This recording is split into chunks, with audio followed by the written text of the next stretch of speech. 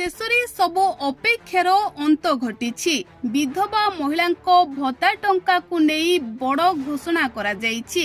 केवल विधवा महिला नुहंती समस्त वर्गर हिताधिकारी मानक मनरे वर्तमान खेली जाउछि खुशीर लहरी। कारण दीर्घ प्रतीक्षार अंत घटिबाकू जाउछि। विधवा महिला एवं 60 वर्षरू ऊर्ध्व व्यक्ति विशेषक भत्ता टंका वृद्धि पाइबाकू जाउछि। तेबे दिन केइटा तले प्रधानमंत्री नरेंद्र मोदी ओडिशा आसी प्रथम थर पई ओडिशा रे निज जन्मदिन पालन करिथिले। आउ एई अवसर रे भत्ता टंका को नै एक बड़ घोषणा करि जाइछन्ती।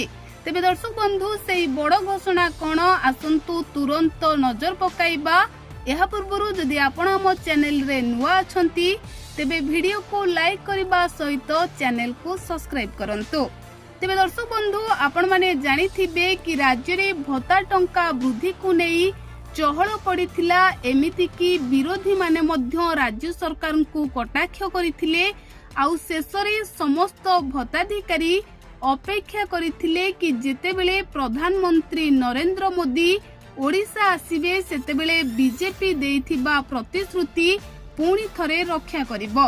आउ मोदी ओडिशा आसिले केवल वरिष्ठ नागरिक किंबा 80% भिन्नक्षम नुहंती समस्तंको भत्ता टंका 3500 टंका कराजिबो।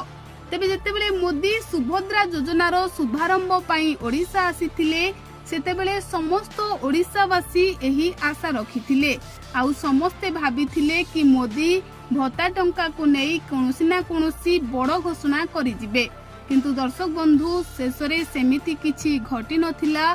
समस्तंको अपेक्षा समस्तंको आशा आशारे रहि जाइछि। हेले एबे भी लोके आशा रखिछंती कि मोदी भत्ताधिकारी मानक दुख बुझिबे ओ पुणी थरे भत्ता टंका वृद्धि पाइबो।